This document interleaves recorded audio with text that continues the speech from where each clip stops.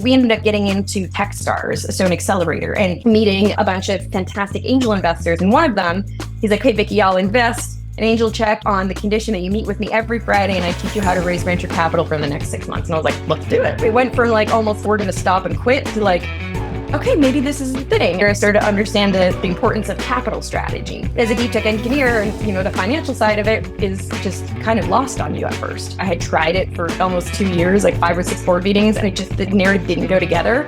As soon as I hired a consultant, just these little tweaks, all of a sudden it made sense to the board. Whereas what I thought was almost the same content when I presented it, it didn't resonate. It's like, okay, if I'm pitching an investor or whatever, how do I need them to feel? And then how am I putting myself forward in that way to get that outcome? Welcome to the Invisible Ink podcast. I'm your host, Shubha Chakravarti, Chief Financial Storyteller at Achieve. Our guest for today is Vicki Knott. Vicki is the CEO and co-founder of CruxOCM, a startup that's modernizing the massive pipeline industry. Vicki has a background in chemical engineering with operating experience in the pulp and paper industry, as well as the oil pipeline industry. CruxOCM's vision is to future-proof oil and gas control room operations to run efficiently and safely, reducing operator workload by 99%, so frontline workers can operate in the safest, most profitable way. Now, here's Vicki. Hello, Vicki. We're so happy to have you here today on Invisible Ink. Thank you for being here. Yeah, thanks so much for having me. I'm excited. I think you're the first oil and gas executive engineer we've had on the podcast, so that's a first. So let me kick things off by asking you, just tell us about CruxOCM. It's so out there, so unique. What problem are you trying to solve, and what exactly does your company do? Yeah, so the problem that we are solving is, I guess the easiest way to describe it is pilots and planes have autopilot software. So in terms of our heavy industrial ecosystem and the energy that powers our homes every day, so pipelines, they're operated by people sitting in control rooms, so think about pilots, but they don't have autopilot software. So 83% of our energy mix globally flows through pipelines, and yet we have people that push buttons, sitting at desks 24/7 operating it. So we wanted to get these folks much better tools to operate these assets. Interesting. I know your background a little bit. You worked in the oil and gas industry for quite a while. What sparked your specific interest in this problem, and what prompted you to even start going down that path? Yeah, so I started in pulp and paper, actually, funny enough, and I worked labor, and I just really enjoyed the complexity of it, of the heavy machinery. So these are multi-billion-dollar assets, or these are big, big machines. I was on a paper machine the size of a gymnasium, which is pretty cool. So after having done that, I decided to study chemical engineering. And then in Canada, a really big industry for us, of course, is natural resources and oil and gas. So I wanted to go into oil and gas, and I ended up getting a job with, at the time, the Keystone Pipeline, and I trained as a control room operator there. So I also did a bunch of commissioning in the field on that pipeline. So it's a multi-billion-dollar asset. It's the biggest batched pipeline asset in the world, moving over 600,000 barrels a day from northern Alberta to Texas. So after having operated for about 8 months on the console there of training, it was really evident that, a 100-year-old pulp and paper mill actually had more sophisticated heavy industrial automation than the most modern pipeline in the world. That is eye-opening. So then you have a problem, then what happens? How do you figure out the solution? Yeah, so the solution was kind of like, okay, well, we've seen this over in pulp and paper. We think we can do it here. I was working at the time, as a junior engineer. So I met my co-founder, Roger Shirt. So I heard he'd been doing process control stuff in pipeline. And so I wanted to get to know him and met him. And I started pitching this concept to him of, I think we can do a more sophisticated automation. The technology exists.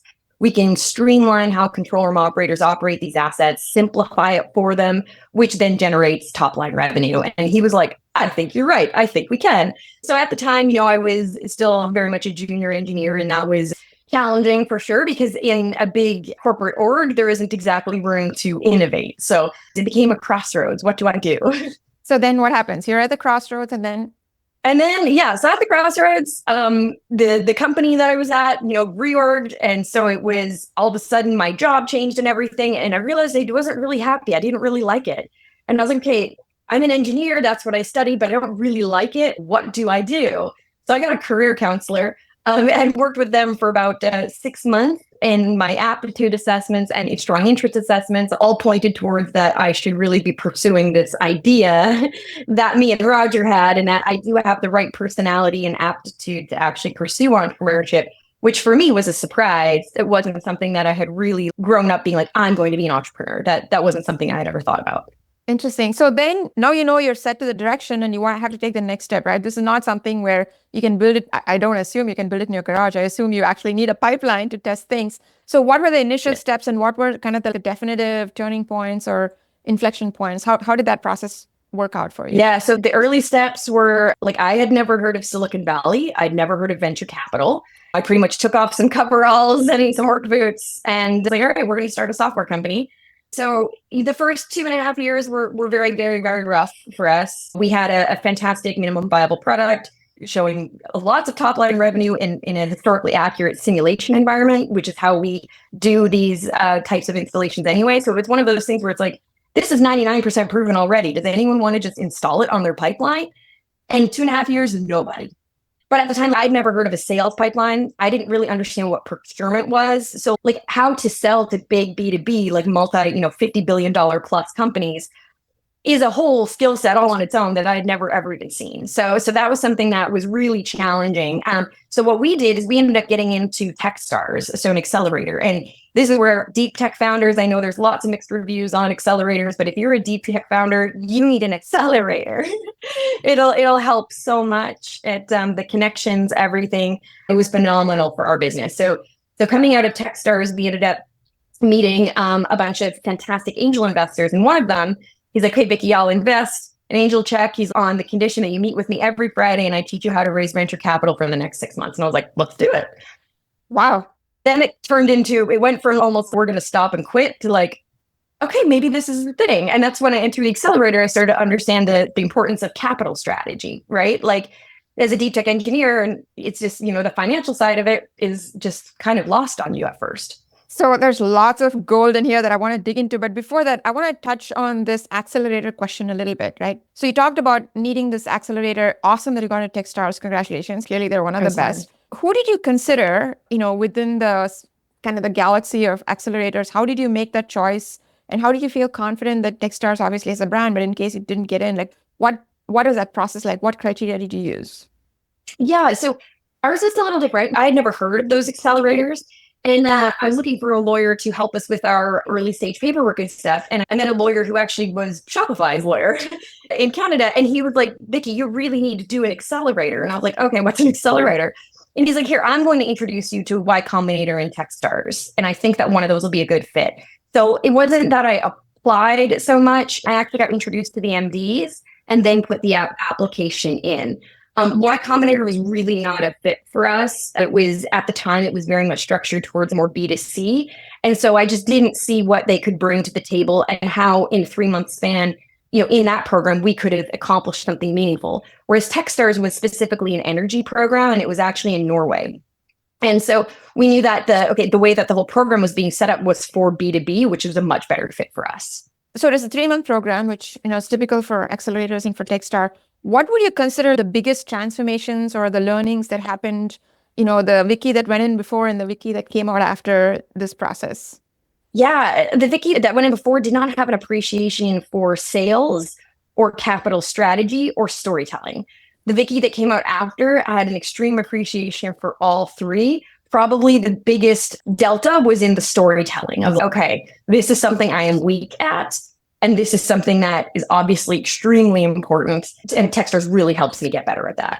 So there's, storytelling is a buzzword of the day, right? I mean, I'm about financial storytelling, but there's it's a technique, it's a method, it's something that is intended to produce some effective outcome. How would you characterize storytelling and what were the specific, maybe the component skill sets that you picked up that you think make up for great storytelling?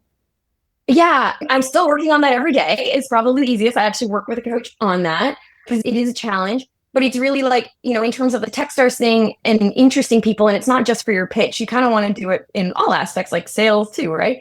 So like getting that hook, what is that hook to catch people's attention? And then what is the value that you can really provide from a story? Like what is the story? What is the value, right? Because you're telling a story about your business.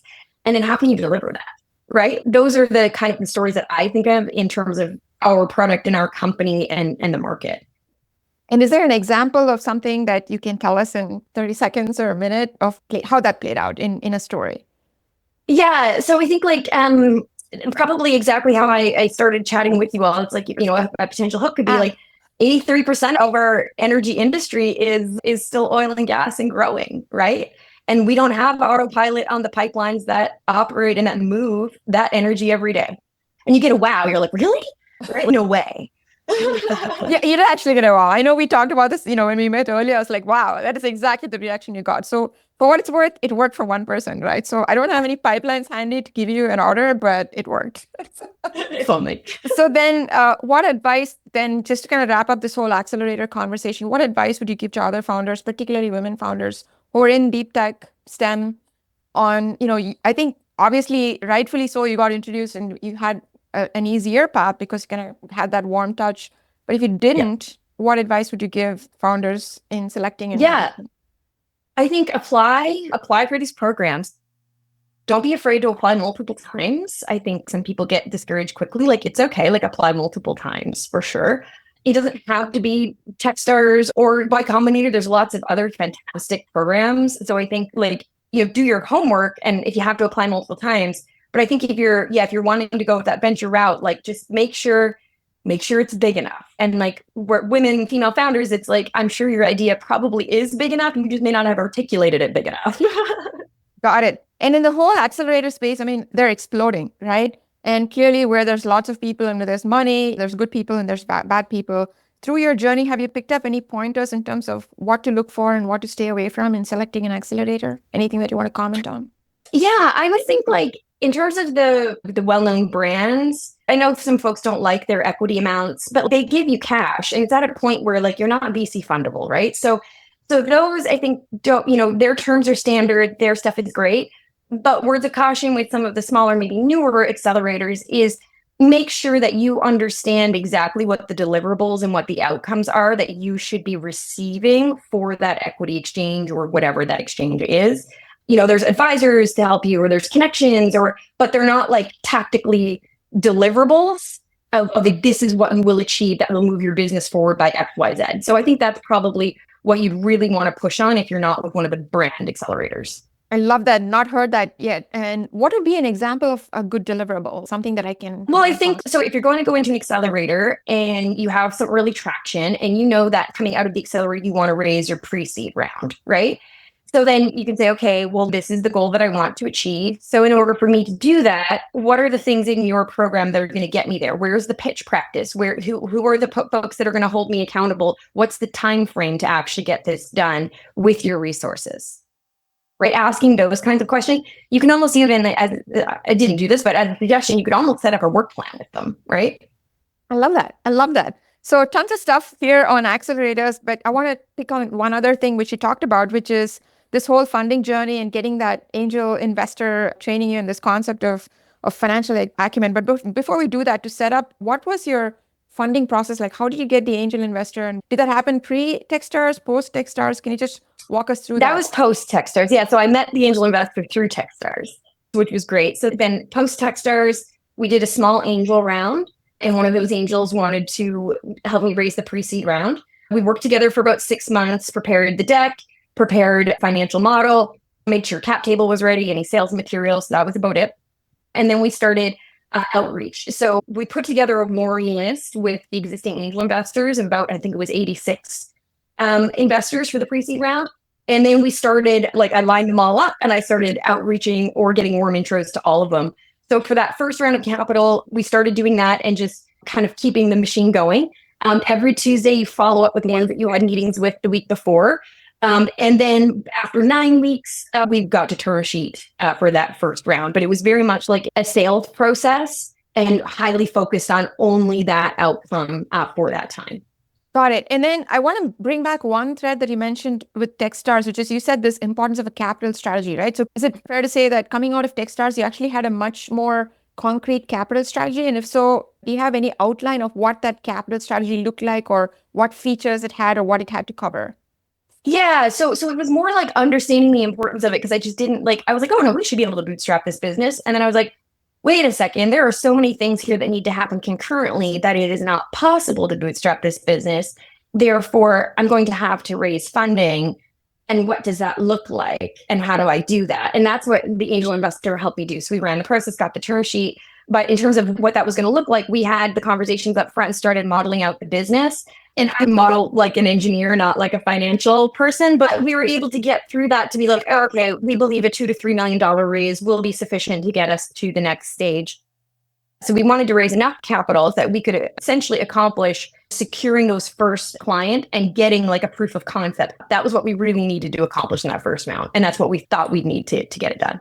Awesome. So is it fair to say then that the angel investment that you got with this individual was almost like a bridge that helped you prepare for your actual pre-seed of the 2 to 3 million? Is that a fair statement?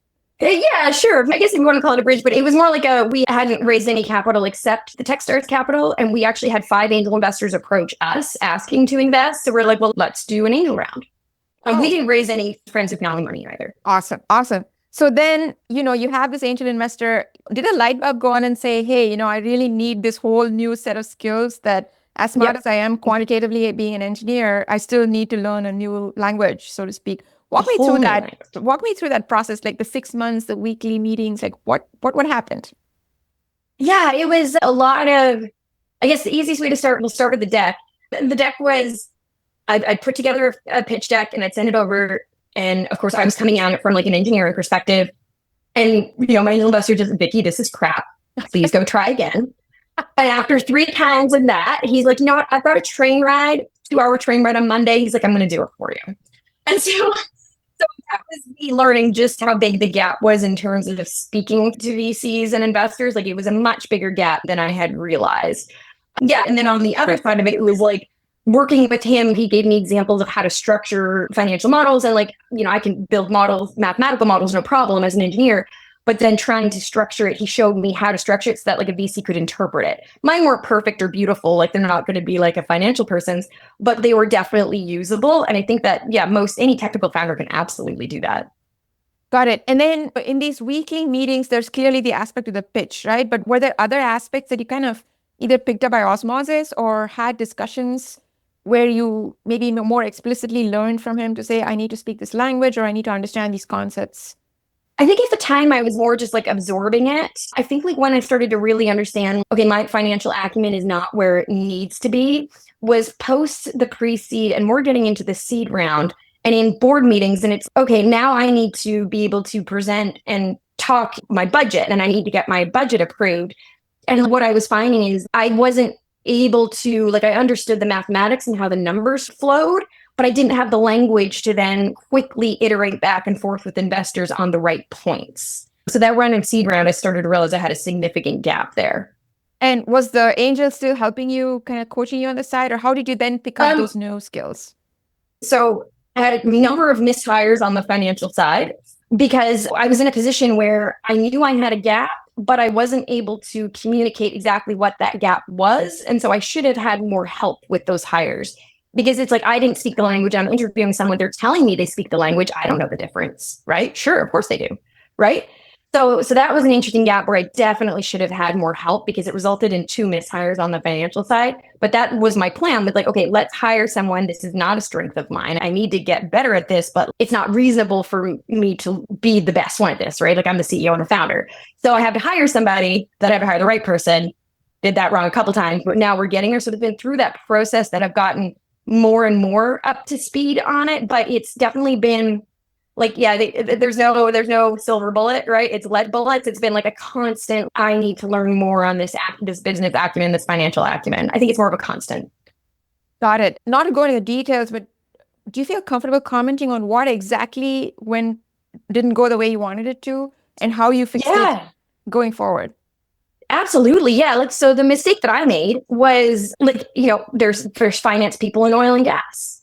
And so I was like, okay, well, we service oil and gas. That makes perfect sense. I'm sure these people are perfectly qualified. And in their defense, they assumed they were perfectly qualified. There was no ill intent. There was nothing wrong there. It was just like software finance is fundamentally very, very different. And that skill did not map like I had hoped or thought that it would. So there's a domain issue in terms of you're now a software business that's servicing the oil and gas industry, and therefore the skill you need is a software financial skill. Was there also an element, and I don't know if this is true, but was there also an element of big company versus startup culture? And was there any... Yeah.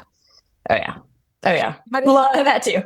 How did that play out? And was there like one thing that made the kind of like help? Yeah, it was an overcomplication of systems, right? It was like this assumption that we needed big company infrastructure and big company processes that actually was burning through cash in our early stages with that mindset, as opposed to like, okay, we're really early stage. What is good enough for now? Got it. And then how long did you take to realize it? Because they say hire slowly, fire quickly, right? Oh yeah, and I failed miserably on these ones. So first one was almost 2 years. The second one was about 1.5 years. Yeah. And going back, how would you handle the same situation if you had to start over? I wouldn't have hired either of them. I would have gone software. And I was also looking in a geolocation in Canada. This skill set isn't predominant, but I didn't know that. So knowing what I know now, it's like, okay, unfortunately for that skill set, if I wanted to hire in Canada, it probably would have to be Toronto or Vancouver because that's really only where those skill sets are, or I need to hire in the US for this skill set because it's just not something that's as available as I had thought. Before we dive back into our conversation, I want to tell you about Seed to Success. Seed to Success is our community letter with our proprietary insights on startup financial storytelling, tips, new episodes, and much more. If you find these discussions helpful in your entrepreneurial journey, use the link in the description to subscribe to Seed to Success today and get all of these and much more straight to your inbox every week. Now, back to our conversation. Got it. And this is slightly tangential, but it kind of sparked a question in my mind. Is like, now you're based in the West Coast, right? Obviously, you're in the heart of, where all the entrepreneurship is. What triggered that move, and how critical do you think that move was or is to the success of your startup? Yeah, I think as a Canadian entrepreneur, I think super, and some of the Canadians won't like it, but I think super critical to our success. The way that I like to tell entrepreneurs, and if you're in the US, that's great, it's a lot easier. But if you're in Canada or a smaller country, and Canada's geographically big, but like we are 10 times smaller, right? So there are 10 times less opportunities. So that's just the reality. And so that's where if you want to build a global business, you may want to get to the Bay Area because that's where people are building global businesses. That's where the challenge is. So you just increase your probability of success because you would increase your probability of getting the right talent, right? So did that move happen before or after funding? Do you think it had anything to do with your funding prospects? So both. It had to do with the funding prospects. So I did 2 rounds of funding. Both rounds, investors wanted me to move to the US. At the time, my life situation didn't really make any sense. I ended up getting divorced. So then I was like, what? My investors wanted me to move to the Bay Area. I know by myself that this is going to be better for the business. I now can. I don't have to fight this fight anymore. Like, I'm going. So I went. Awesome. And obviously it's turned out very well in terms of being in the right space and the right time and all of that good stuff. I want to pick up one other thread on the financial acumen piece, right? Yeah. So you mentioned earlier that you didn't know how to sell to big businesses, even though you came from the oil and gas business. So my guess is that the acumen piece would have definitely helped, not just with funding and running your startup, but also what are the impacts outside of just pure funding and running your company? Selling to the C-suite and B2B, right? We were very successful with bottom-up sale with our end users, control room operators. But in order for us to really capture market and understand our pricing power, we need to do a top-down sale because we generate top-line revenue for our clients in the magnitude of hundreds of millions. So that's where it's like, okay, learning that financial acumen is helping me now to get the right person in place who has that right acumen to have those discussions with the C-suite. So it's both. It's not just running the business. It's like if you're in B2B and you want to sell B2B, you have to be able to have these conversations at that C-suite level. Can you give some examples of like maybe either specific concepts that you're able to sell better, a specific angle to your sale, like just something tangible that can help me? And yeah, definitely. So to share with our business, a pipeline, if you think of a pipeline, the way that these assets are built is they're underpinned by long-term 30-year contracts. So they're essentially just like paid rent the whole way through. And so the way that they look at the economics of it is they assume that there's a certain amount of throughput that can go through the pipeline all day, every day. What our software does is it increases that amount. So technically, since you already have that asset underpinned, that's free capital or like it's free money. right? So being able to explain that this is top line revenue generation, here's how your contract structure works, client. Because of your contract structure, our product will generate top line revenue for you, which has positive impact on your margins. In a commodity business, that's huge, right? I couldn't have said that 3 years ago. Congratulations. So then does that also help you? Because I assume with the 30-year tenure and so forth, it's not a single executive sale, right? I mean, you've got to have the CFO or some C-suite finance person. Well, and what we do is we touch the actual operations. So in software, when people say operations, they usually mean like the back office. In oil and gas, when we say operations, we mean the metal, like it's the actual operation. And so we touch the actual operation. So our sale is extremely complex because essentially we're coming in and we're like, okay, the way that you've been doing this, running the heart of your business has been fantastic, but we promise you can do it even better. And that is a challenging sell. So, and I have to ask this, you answer it as you feel comfortable, but, for you as a woman going in and selling in a very male-dominated field like oil and gas is tough to begin with. Obviously, your industry creds matter, but I'm just curious personally, what do you feel about how much easier it has made, or has it made the sale easier at all that you're able to speak the language of finance? Yeah, definitely will make it easier. We're still testing that theory because our goal is to get the top-down sale this year in 2025. But it absolutely makes a difference, right? Because early on when I'm trying to sell, like I'm an engineer, right? And so unfortunately in big B2B, those executives just don't look at me like an equal, right? Female, male, doesn't matter. So I have to learn Acumen to be able to get into those rooms, right? Otherwise you don't really have anything to talk to them about. But then in terms of like being the female, I think the credibility game was definitely tougher for me. But the way that we tackled that very effectively was aligning ourselves with advisors, investors, folks that would just continually jack up our credibility. So that I think is the best way to handle that.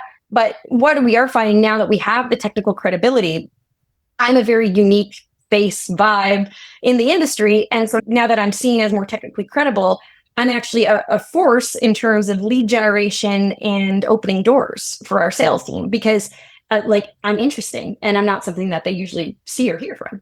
Well, good for you. I'm rooting for you on that success. So any other comments in terms of financial acumen? So those of us or the founders who may not have this today may find it a little intimidating. They may not have the engineering background that you do.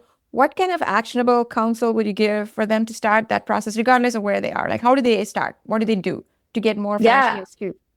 I think had I not had folks who were like actually teaching me, I think I actually would have taken some online free courses. Just in general, like how to build a financial model or something like that. Like just take some. I don't think you need to go to university to learn it. I think you can take a few, like 1 to 2 6 weeks courses, and you would probably launch yourself 1 to 2 years ahead in terms of your learning. So I'm hearing like a 1 to 2 year ramp up to get to the place where you feel confident dealing with what I'll call the money types or the suits, right? Yeah, and if you can do that, and if you can do that with a couple of courses faster, or at least get comfortable, part of it is being comfortable with it too, right? Like I can say these things, I am comfortable, right? And having a few iterations on it, like getting with people multiple times to say it over and over. Got it. And before we leave this concept of financial acumen, just a couple more points that I found interesting. Clearly, there are benefits on the B2B side, right? When the sales absolutely critical, right? And I know you raised, like 27 million so far in terms of funding. How has that financial acumen impacted you through the fundraising process when you're reaching out to investors, when you're dealing with post-investment, when you're managing investors? Can you just talk a little bit about that? It's helped tremendously. I would say fantastically. I think we don't realize that we speak different languages, but we do. And then so what happens is you may think you're speaking the right words, but then those words that other person is interpreting differently than how you mean it. And so the conversation falls apart for no other reason than just acumen, right? So it is extremely, extremely powerful. One thing that I did do, because I was struggling with this enough, so in terms of example, it took me a while to find a good one because, again, I didn't have the acumen to find someone, but I did hire a part-time CFO to help me structure the board deck in a way that the financial acumen story narrative resonated with the board. That was something that I wasn't able to do on my own. I had tried it for literally almost 2 years, 5 or 6 board meetings, and the narrative didn't go together on the financial side. As soon as I hired a consultant, it was almost interesting how just these little tweaks, all of a sudden it made sense to the board. Whereas what I thought was almost the same content when I presented it, it didn't resonate. And is there an example that pops in your mind of something like that? That it'd be like the like just this budget summary, right? So we have the budget summary, and before I'd present it and try to discuss it, and as soon as the first question would come in, I'd just get confused and just be lost. But after hiring somebody who prepared it for me and walked me through, this is what you're going to say for each, I felt much less lost. I still wasn't as comfortable and still need like the financial support when I have to be like, okay, I've got to take this question away or that question away. Yeah, having someone actually kind of handhold me through that was extremely powerful on the board side and the financial acumen side. But what I like and what I'm taking away is that regardless of how much support you had, it sounds to me like you were still the front-facing person from the company side as you were dealing with investors, as you were dealing with the board, and you actually took the hard pill, so to speak, of learning the language as uncomfortable as it felt, and didn't like just put the CFOs, I'll have the CFO talk to this, right? Is that? Yeah, pretty much. And I couldn't really do that because like, I think that I wouldn't have come across as credible had I just always deferred to CFO. And, and I was in a position where I hadn't hired software CFOs. So I really wasn't in a position, like I had no choice, almost like kind of screwed myself. So it sounds good. So are there, just around that conversation out, looking back, do you think there's some misconceptions maybe that founders have about what financial acumen is, or things that you feel that you can dispel now that you're a little bit on the other side, having gone through that? Yeah, I think it's easier than you think, but more time consuming than you think, right? Like it's going to take a lot longer than you probably think to get fully comfortable because you're not in school, you're not studying this all day, every day. You're going to fumble it up a few times. You don't want to make 100% of your focus as CEO of financial acumen or you're going to drop the ball elsewhere, right? So be okay with the fact that it's going to take a while for you to get really comfortable with it. But the more you can practice, the better. And practice meaning, and I'm just trying to make it a little bit more clear for listeners. So I'm hearing a piece around the structure and the language was one part of financial acumen. The actual manipulation of being comfortable with numbers, I feel like that wasn't a big challenge for you, just given your background. So it is more around you were comfortable with the kind of the numeracy aspects of financial acumen. You could talk through the numbers, you could work through the numbers, but it's just clothing them in the language of finance was a challenge. So it's almost like learning, like having flashcards saying, okay, what does cash flow mean? What does, budget? Yeah. What is your cash flow statement? What is your balance sheet? What exactly is the balance sheet? What's in it? Yeah. That's the stuff that really was, and it still is a bit challenging for me because it's like, and this is just me, my personality. I'm like, but it's that number. Like, why does it matter what we call it? We know that it's that number, right? Yeah, but they're like, no, we need to know what the number is. It's the efficiency percentage, gross margin percentage, things of that nature, right? So, So if I had to tease it out, I would say what I've heard you so far and tell me if this is right or wrong is part one, the substance of it is really the numerical fluency, right? Being able to be comfortable with numbers and knowing what percentages, those relationships. And the second part, importantly, is the language, right? How do you say it in words that make sense to a financial type? Thank you. That was super interesting. So what I want to close out with for the last part of a conversation is clearly you're a woman in deep tech. That matters, right? So I just want to maybe have a little bit of a conversation around your experience as a woman in deep tech, especially like out in the oil rig, right? This is like as anti-stereotypical as it can get. You talked already about being kind of like a different face and the advantages and potentially maybe some disadvantages of that. But from an internal point of view, what perspective do you think being a woman in deep tech brings you as a founder that gives you any kind of advantage as a startup founder?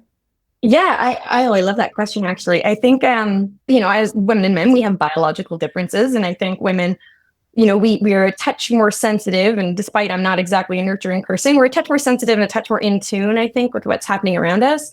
I think in deep tech, it's been so extremely male dominated for so long that there's opportunities being missed by being a bit softer, actually. So in terms of what we're doing, we're really tackling a problem that's been solved in other industries, but with the wrong end user. So me, I think potentially being maybe a little more on the feminine side, I'm like, okay, but that's the wrong end user. And why aren't we taking care of the right end user? Right. And then it's okay, well, if we align with the right end user, that aligns first principles value creation. So that makes sense. Right. So I think there's those types of opportunities that we can be really good at. And When people will say to me too, well, how come this just doesn't exist? It just has to exist in this industry. It just has to.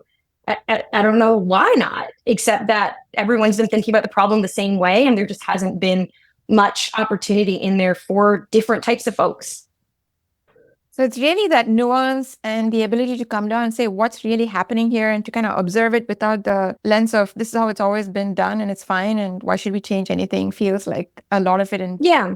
Or even just to thinking about it differently as opposed to an incremental innovation all the time. Like in our space, everyone does a lot of incremental innovations, but there's the step changes are very few and far between. So what's an example of an incremental innovation, a step change? Obviously, what you're doing is a step change. So in the energy supply chain, you'll have teams of engineers working really hard in a refinery to optimize one refinery unit. And that's great. But if you think of it and you zoom out, if that pipeline is bottlenecked and it can't get more throughput, it doesn't matter how amazing the work is that you do on an incremental innovation because it doesn't make a difference. So it's the local optimums versus global optimums, right? And having exactly. I love it. And I think women can do that a little easier from what I've seen. I have no argument with that. So I've seen it myself, when I have approached problems, so that definitely resonates with me. So you've kind of come a long way. Clearly, you've got other mountains to conquer. We're supporting you all the way. But what advice would you give, even looking back on your journey so far, to other women in deep tech so that they can improve their chances of successfully steering a startup? Yeah, I think it's a personality type, right? So really, I think the biggest line for sure is knowing yourself. And then if you've identified that you are this personality type, really just have the confidence in yourself. I wish I'd had more confidence because I really did know what I was doing. And we really are building something absolutely extraordinary. But yeah, you're never told as a woman that you're doing that. You're told to behave and stay in line. And so it's owning that confidence, I think, is something that I wish I would have done. And I would love to see more people do. That, you bring up this whole concept around imposter syndrome and confidence and the difference between women and men. So being more confident, yeah, I get it. But I'm going to push you a little bit on that and say, how can I be more confident? What is the action I need to take today? I got one. Yeah. So tell me. Yeah. So I hired a communications coach who was a former professional actor. One of my board members wanted me to hire him. He is fantastic. What I found is if I'm pitching an investor or whatever, how do I need them to feel? And then how am I putting myself forward in that way to get that outcome? And this may or may not be easy for you, but is there a pre-acting coach, Vicki, who would have maybe pitched something, some small thing versus a post? I'll try. Yeah, go ahead. Yeah, let me try. I'll try it. Okay. So I think what I would have done before is it would have been Crux has leveraged model predictive control machine learning algorithms to fully automate control room operators' activities for pipeline starts, swings, strips. I probably would have said something like that in a bit of a monotone and kind of got right into the details. Afterwards, we're 83% of our energy mix is still oil and gas, and we do not have these assets fully automated, right? The difference there is it's the same message I'm trying to get to, but the difference is, no, this is a huge problem, and I know that, and my actor's intention is that I need you to hear that, right? So it's funny because we use the same example for storytelling, right? But it's almost like telling the story from a perspective of having that land with your audience is also giving you confidence. Yeah, exactly. It gives the confidence. It's an interesting little tactic. Okay, well, an acting coach or maybe some improv classes can just help me with that little spot that I can get over. I'm kind of making an inference, which is that when you're doing the non-storytelling aspect, you're more worried about you and how you're coming across, and therefore less focused on them, which is your audience.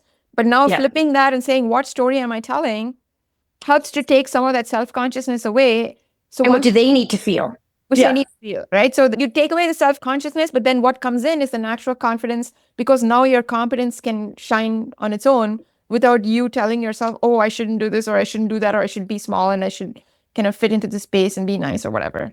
Yeah. So you're right. I love how you summarize it. The tactic is really creating a set. You're focusing on the audience to essentially, if nothing else, just distract yourself from your own awkwardness. Awesome. And are there other things? So I love the acting coach. Maybe I should get one myself. But what are some other tips that have helped you maybe increase your confidence? Are there other things that come to mind? So this would be the no silver bullets again, only lead bullets. It's just iteration, hustle. So I got some comments at an investor event that I was at. They're like, "Oh, Vicki, the way that you present your value prop, you're so just positive and confident that it's there." And my memory then it's like, well, I've stood in front of dozens and dozens of teams of technical people just telling me how dumb this idea is. And having done that so many times, and I still know that it's not dumb, almost set me up for like, no, this isn't dumb, right? So like it almost helped get the confidence, but it's not a fun way to do it, I guess. Which, I've been like, this has been at the back of my mind. So I'm just going to come out and ask it, right? You come across as such a positive person. I'm blown away, very energetic and committed, passionate, all of that good stuff. Has there ever been a time, or have there been times when you've doubted yourself in the dark times? How do you get through that? Yeah. So I think this is where I think entrepreneurship is a personality. So part of it, and this is maybe more on the like not so positive side of it, but part of it is like, I don't think I could do anything else. Like I love the problem solving, the intensity, the excitement of it all. So that makes it a lot easier. Yeah. So I think it's like you really want to, as long as you're a personality fit for it, yeah, you're still chewing glass and staring into the abyss and getting punched in the face all the time, but you'd rather do that than you would sit in a cubicle. So like, you're like, no, this is the punch I choose. Right. So like which flavor of whatever sandwich? Yeah, right. It's like, you're going to choose your pain. It's, well, I like this pain more. Got it. So then kind of to wrap things up, if you had to go back and start over, what would you now tell the pre-startup Vicki that maybe she didn't know?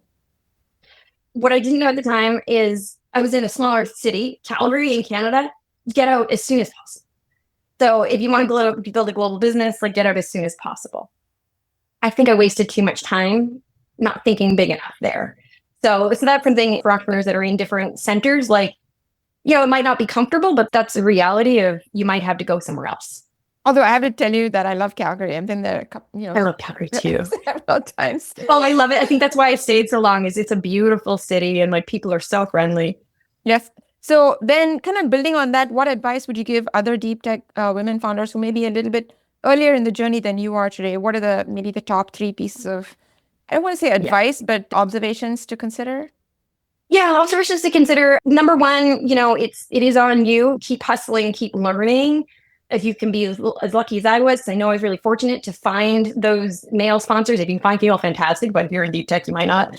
Find the male founders who just tell it like it is, right? Or the male coaches. The angel investor, he said to me, he's like, typically I tell pre-seed founders that they need about 50, but you're a female founder, so let's go for 100 in terms of like which VCs. So, and like, that's okay. He's just telling it like it is, right? So find people you can align with like that. They'll just kind of dust away the cobwebs and help you see really clearly, if that makes sense. So you can move forward faster. For the 2.5 years that we really didn't get anywhere, that would be getting out faster. Could I have done anything at the time to get more involved in this startup ecosystem? That would have been extremely valuable as well. And I didn't do that at the time because I didn't know it existed.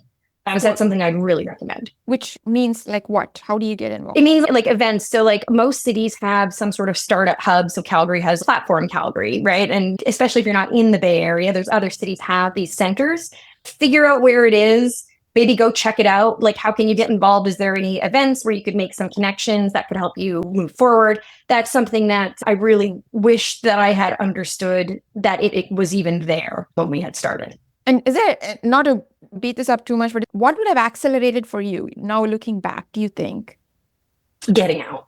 Just leaving Calgary sooner. Makes sense. That would have been the really, really big one. The critical one, right? So that would have made the gap more obvious. So you'd have acted on it sooner versus being in a bubble. Makes total sense. So you've covered a ton of stuff. Amazing depth. Thank you for that. My last question to you is there anything you wish I had asked, but I didn't? I don't think so. I think you captured them all. Let me see if there's anything else that's interesting. No, I think I got it all. Fantastic. So thank you very much. This has been an amazing conversation, a very enlightening one. I really appreciate it. And I think our listeners will have a blast as well. Thank you so much, Vicki. Thank you. And that's a wrap for today. Thank you for tuning in. If you find these conversations helpful in your own journey, please subscribe to Seed to Success, our weekly community letter with tips, insights, resources, and more. If you have any other questions relating to startup finance or financial storytelling, send them over to me at chakras@achieve.co. That's chakras@achiiv.co.